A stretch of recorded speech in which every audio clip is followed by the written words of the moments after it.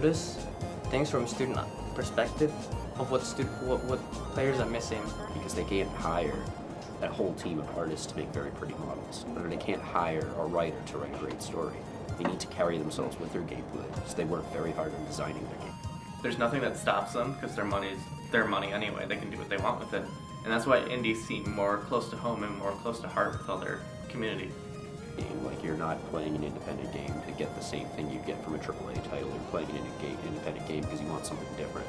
Sometimes you don't have the heart and soul that like an indie game might have, where people are making a game they want to make, as opposed to a game someone's making for someone else to make ends meet.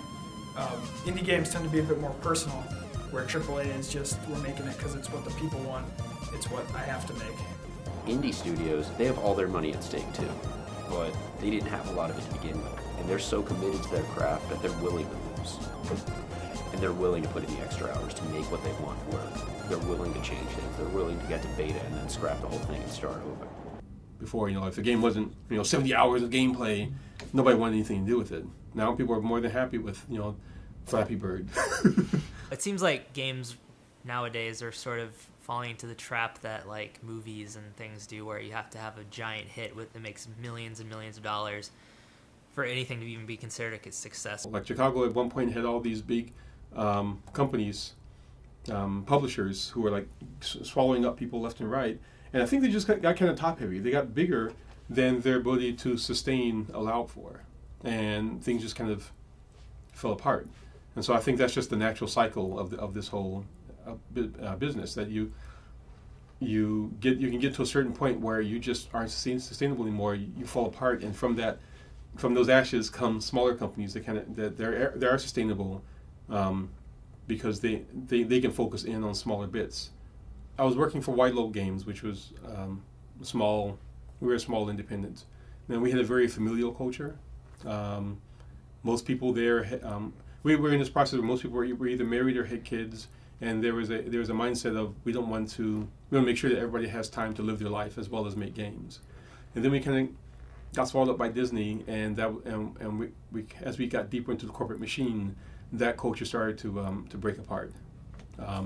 And their culture was much more, where our culture was very much transparent and open-ended and all about creating new ideas. Their culture was more about making product, and watching what other people were doing for product and what product's successful, and then replicating it with our own skins. So there's a weirdness where I come from a culture of innovation and went more into a culture of production. And innovation was looked down upon because it got in the way of producing something quickly. I used to work at Wide Load before I came to work here, and they just closed today because Disney laid off 700 people off their staff, 26% of their global workforce for Interactive, because they weren't making any money, because they kept trying to push like tired concepts and the whole mobile and the free-to-play stuff that just wasn't working. I mean, they were late to the party. And then they insisted on meddling in every aspect, trying to do things that had already been done. So yeah, there's definitely space for indies in this world. If anything, they are the innovation source in this game world at this point. I mean, in terms of just how we apply and engage these new ideas, where the big guys tend to be sitting back watching what these guys do, and then they adapt when something's successful for the little guys. There's iTunes, right, for music and so forth. The iTunes of music for games is Steam. So you have things like that, and I think it enables a lot more people to play the game, and just in general, there's more gamers nowadays every day because you can easily access it digitally as opposed to buying it on a CD. YouTube is huge for indies. Whenever people are making a game, they'll send like beta keys to Let's Play channels because they have thousands, if not like millions of subscribers that will watch this video and be like, hey, this guy's having fun playing this game. I want to have fun playing that game.